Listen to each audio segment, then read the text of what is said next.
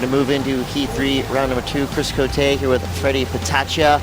In the water, 7 more surfers. John Florence, Mark Healy, Clyde Aikau, Danilo, Couto, Kala Alexander, Mason Ho, Cole Rothman. And to know that, you know, in the back of his head, he was thinking, you know what, Brock, thanks for that one. He was, we said it before he went out there. He was on a shorter board. We thought he was going to look for the barrel. He did, and Brock sent him that one. Wow, and just like that, we're straight back into it, starting with John Florence.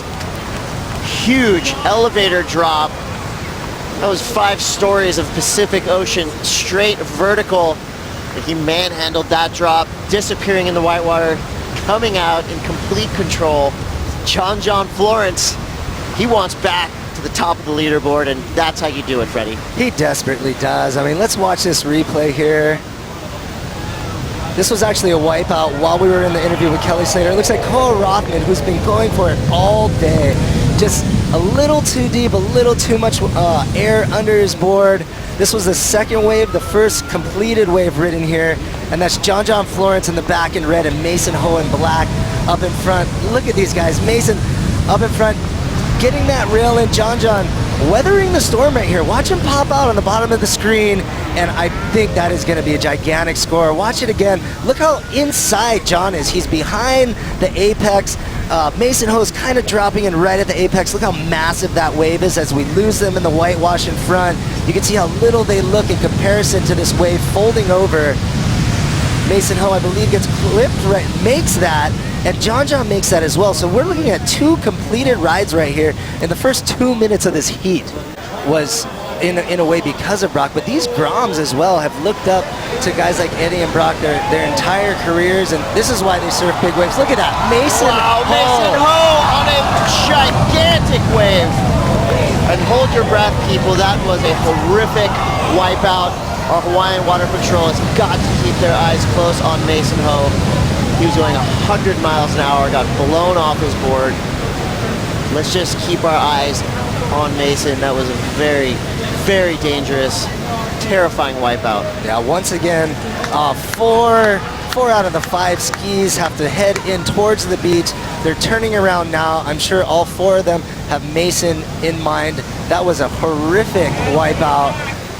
Now we're just in that situation where not only do we have to watch the water, but now you got to watch the beach because it's mayhem. And this has to be a historic ride for the Eddie. That was just incredible what Mason Ho just attempted. Right here, let me show you something. I don't know if you remember that iconic photo of Brock Little. A lot of people have been showing it on Twitter, but right there from another angle, that almost looks exactly like Brock's wave that he got back in the right there with you. Yeah, so we've just seen Kelly Slater get a tribute to Brock Barrel. Now we're seeing Mason Ho get an almost identical wave to the one that Brock, and almost an identical fall as well. So that had to have been one of the heaviest waves, if not the heaviest wave ridden on the day. Just when you think it's starting to calm down in the water on the beach, something like that happens and it just perks you right up. Looks like our Water Patrol is right on it as usual. So we'll keep our eyes on the water. We've got a board coming into the beach now. Again, pure mayhem. Thankfully, controlled chaos, because we do have this Water Patrol watching out for our surfers, and we have the lifeguards on the beach watching out for our spectators. Nowhere is safe today at Waimea Bay. There is nowhere safe. I'm surprised it hasn't come up under the scaffolding where we're sitting right now. Well, don't be surprised if it does. Please don't. We also have brother of Eddie Aikau, Clyde Aikau, out there right now. He chose a different board. I saw him take out a red board. It's a 3-fin right now. He chose to ride a thruster.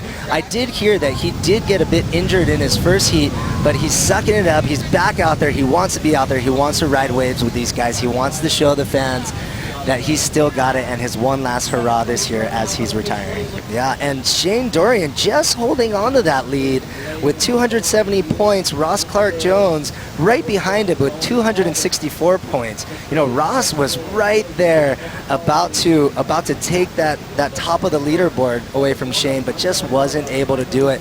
Now, mathematically, everyone in the 2 first heats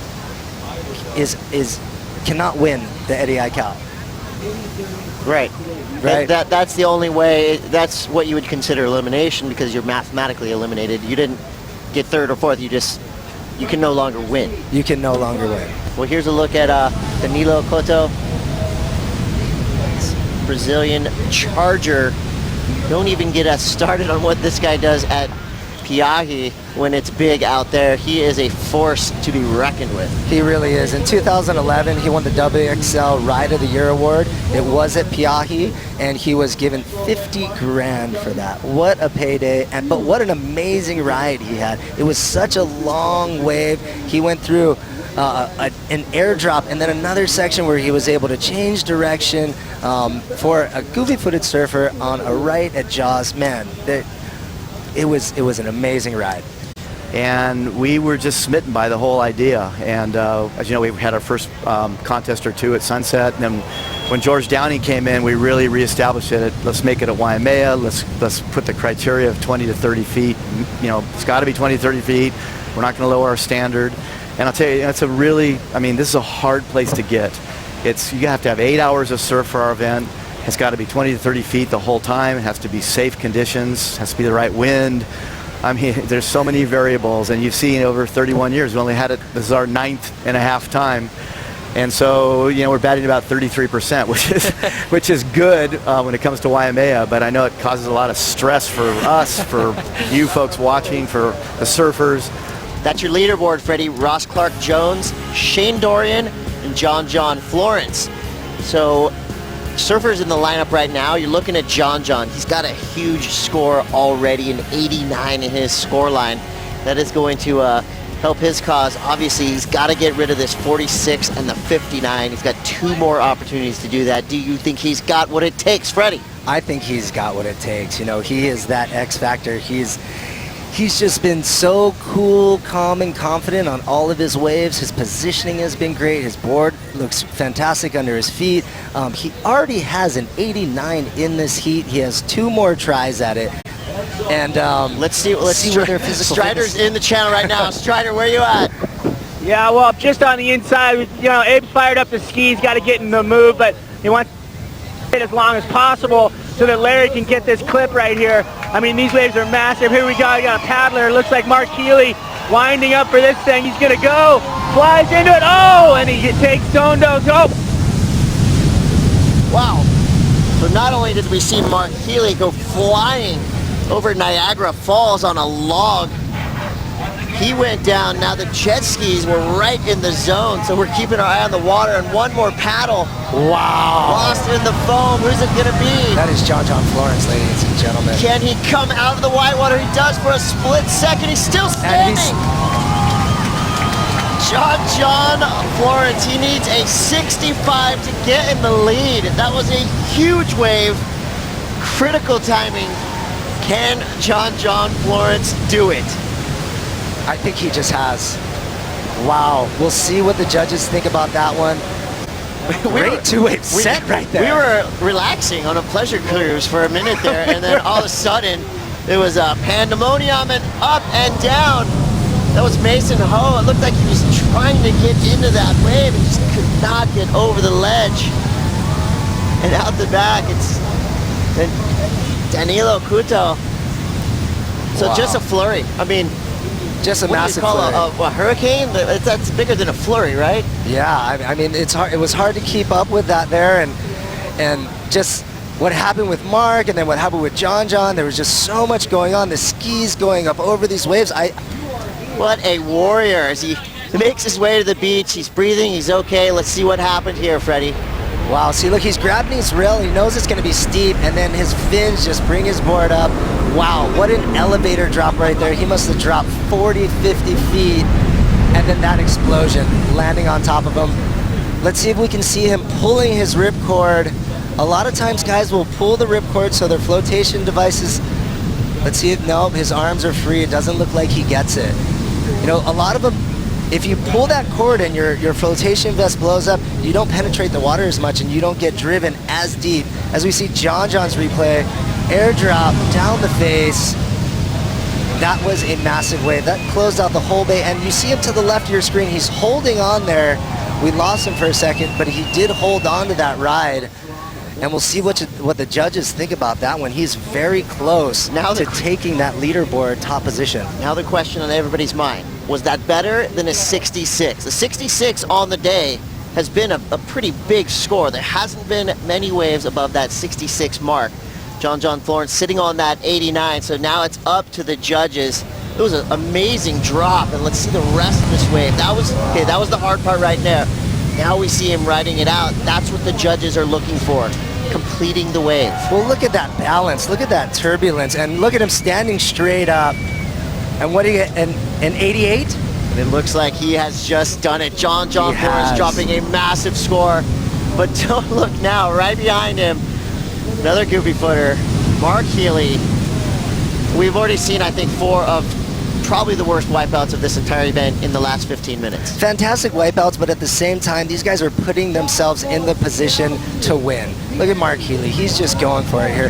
Fin release right there, free, and he hits that chop. He goes tumbling head over heels there. You see his board just spinning as it gets punched by the lip. I mean, what an amazing position to put yourself in. He didn't quite make that. He didn't quite make that at all. Everything changed. John Florence from right here on the North Shore of Oahu with an 88. That brings his total to 301. He is now in the lead with a Quicksilver in memory of Eddie Aikau. Just like that, we said it. It only could take one wave, and John Florence has now done it. So even comes to the beach, Kelly Slater, people can't get enough of Kelly. Right on. Well, we'll see what transpires. We got 3 minutes, 25 seconds to go. 2 riders up. I believe it's our surfer in green, Kala Alexander out front, and surfer In black, in Mason black, Ho. Mason Ho in the back. So Mason and Kala sharing a wave. Aloha style right there. Look at how much fun Mason's having. Look at this guy. He is. I love the way he surfs. You know, he puts on a show from the second he stands up, and there he is, the man himself, Clyde Aikau. Now that is hands down the fan favorite. I was just gonna say. Listen to the beach right now. Absolutely going wild. I mean, I'm talking from kids to adults to grandparents and everyone in between, showing so much love to Clyde Aikau. So much love and support. It's so fun to watch. I just don't want this day to end. Surf events to win. Well, there's, you know, you hate to say it, but there's dozens of Pipe Masters trophies out there. Of course, that's an incredible event. There's only 9.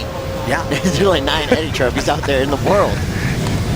I wonder, you know, I always thought that. Do they make a trophy every year? It's in storage. It's Right? like Raiders of the Lost Ark. It's in that big vault, and they only pull it out. There's the man, Clyde Aikau, 66 years old. Look at that iconic Aikau stance right there. Every time he takes off, it looks like a poster, like you want that on your wall. Yeah, and I love the colors on his boards as well. It's such a throwback, and he's so true to his era. Man, I just have so much respect for that guy, and I love watching him surf. I don't get to watch him surf a lot. Well, you know, I don't think anyone really does, so it's so special to have him out here. Yeah, it is. It has been really a meaningful couple of waves. I mean, he's surfed probably 6 waves on the day, and each one of those he's made count.